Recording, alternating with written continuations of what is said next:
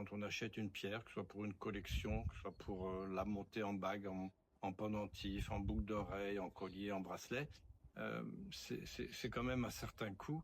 Donc il faut peut-être prendre quelques précautions avant de se décider sur notre couleur favorite, parce que la couleur favorite du moment sera peut-être un peu plus compliquée à trouver ou beaucoup plus chère à trouver. Alors après, ça va être compliqué de déterminer quelle est vraiment notre préférence. Cette préférence et ces précautions, elles viendront dans une recherche pas instantanée, à mon avis.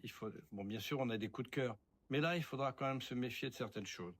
Notamment, si c'est pour des fiançailles ou un mariage, peut-être faire attention à la couleur des bijoux que vous avez déjà dans la famille, de votre belle-mère ou de votre mère ou de votre sœur. Voilà, il faut peut-être essayer de pas faire des doublons.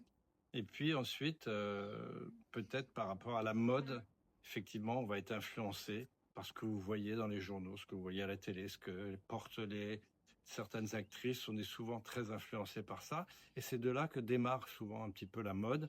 Et vos choix de couleurs vont être un petit peu influencés par ça. Restez sur ce que vous aimez. En général, vous tromperez rarement et vous la porterez longtemps. Si c'est un phénomène de mode, ça risque de partir aux oubliettes assez rapidement. Donc, prenez plutôt ce que vous aimez en essayant d'éviter de faire des doublons dans les personnes qui sont autour de vous. Ce sera déjà un bon choix. Après, les couleurs, bon, chacun a des préférences, forcément.